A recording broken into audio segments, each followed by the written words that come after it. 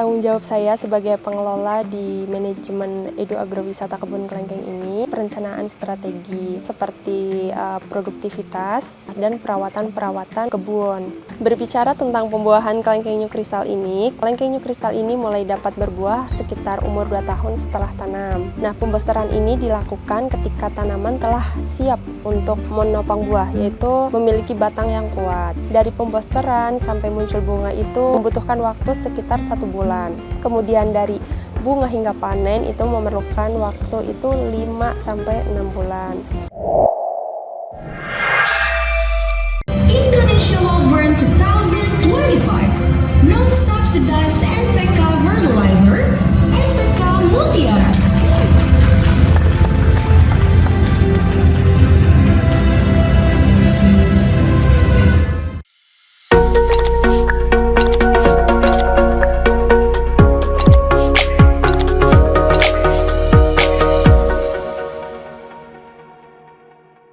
Halo Sobat Mutiara, perkenalkan nama saya Putri Rohma Fitriani, biasa dipanggil Putri. Saya saat ini berusia 23 tahun. Saya berasal dari Kebumen, Jawa Tengah. Saya merupakan lulusan tahun 2024 dari program studi penyuluhan pertanian berkelanjutan dari Politeknik Pembangunan Pertanian Yogyakarta, Magelang. Saat ini saya sedang berada di Edu Agrowisata Kelengkeng Senke, tepatnya berada di Desa Lembu Purwo, Kecamatan Mirit, Kabupaten Kebumen. Kebun ini memiliki luas 5 hektar dengan populasi tanaman 1.500 pohon. Awal mula di sini ditanam kelengkeng itu bulan Oktober tahun 2019, sehingga hingga saat ini itu berjalan umur 6 tahun.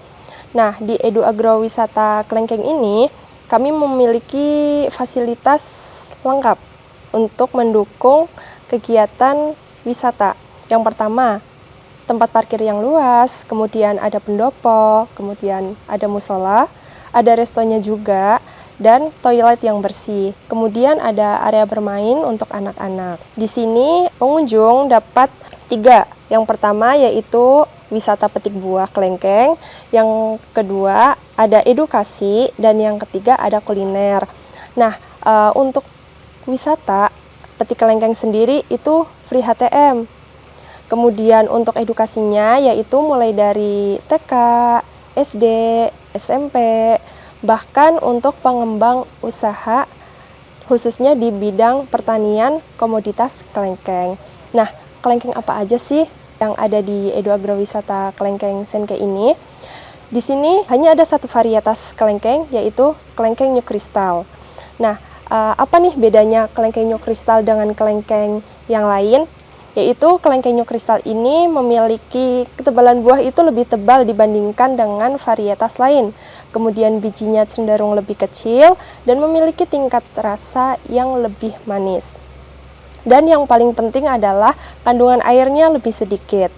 Kemudian kelengkeng new crystal ini juga memiliki keunggulan dibandingkan dengan kelengkeng varietas lain, di mana jenis kelengkeng new crystal ini tidak dapat berbuah jika tidak dilakukan perangsangan.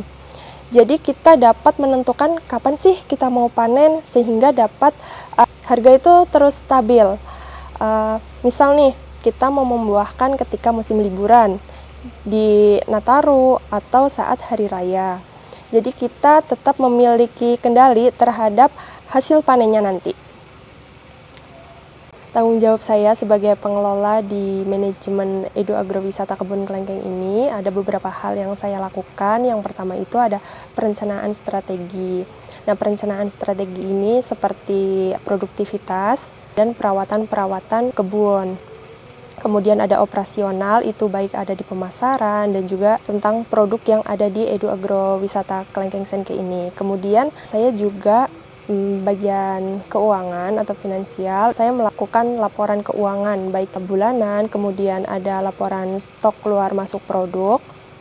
Selain itu, saya juga melakukan analisis resiko, baik itu lingkungan dan resiko keselamatan kerja yang ada di Edu Agrowisata Senke ini. Kemudian saya juga melakukan komunikasi dan kolaborasi dengan beberapa pihak, baik pemerintah maupun instansi swasta. Berbicara tentang kelengkeng, ada hal menarik di baliknya. Ini hal paling menarik sih, terutama saat saya pendidikan.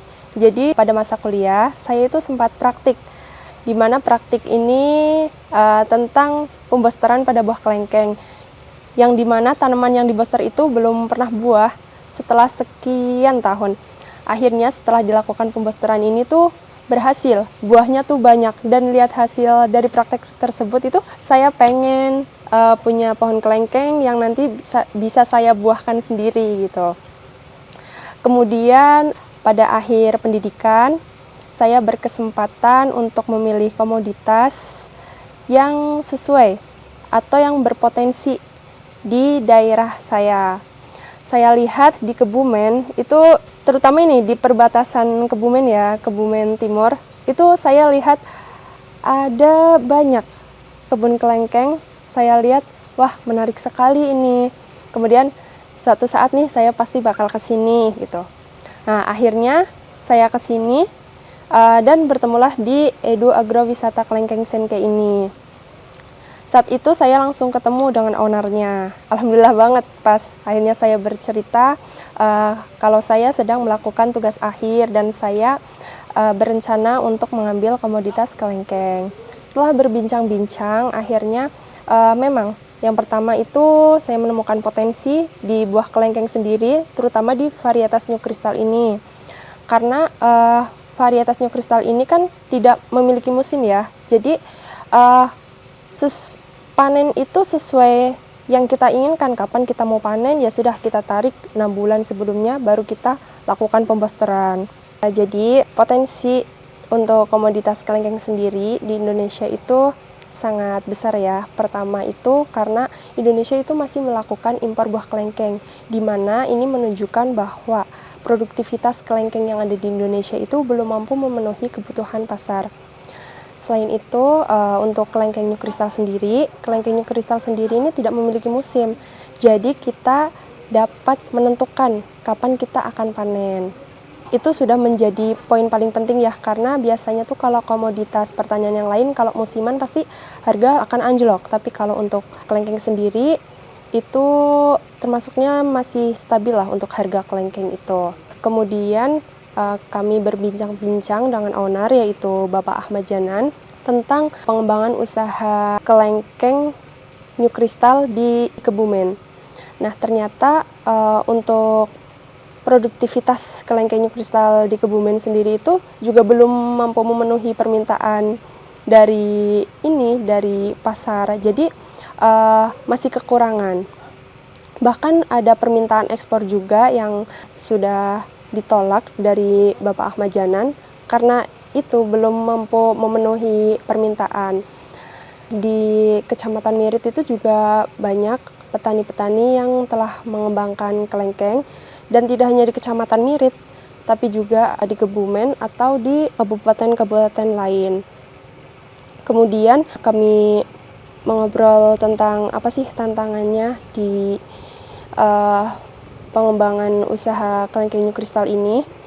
Tantangannya yaitu yang pertama adalah tentang budidayanya. Jadi setelah kami cari tahu, ternyata itu mitra itu belum melakukan SOP sebagaimana mestinya, sehingga hasil produktivitas kelengkeng New Crystal ini juga belum dapat optimal.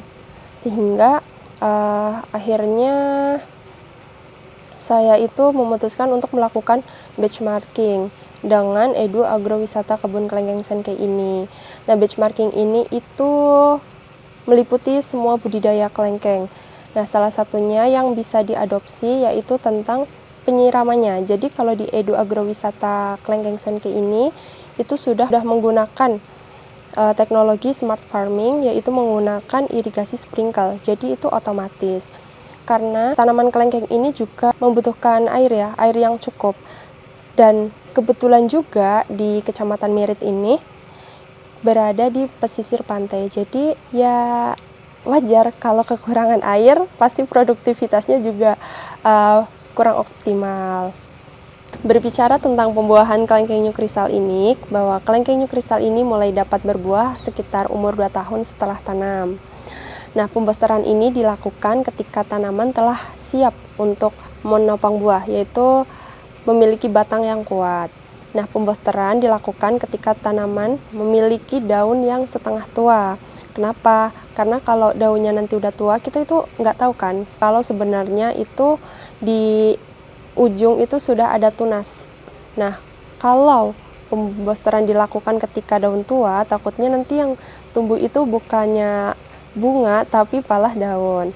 Nah, dari pembosteran sampai muncul bunga itu membutuhkan waktu sekitar 1 bulan.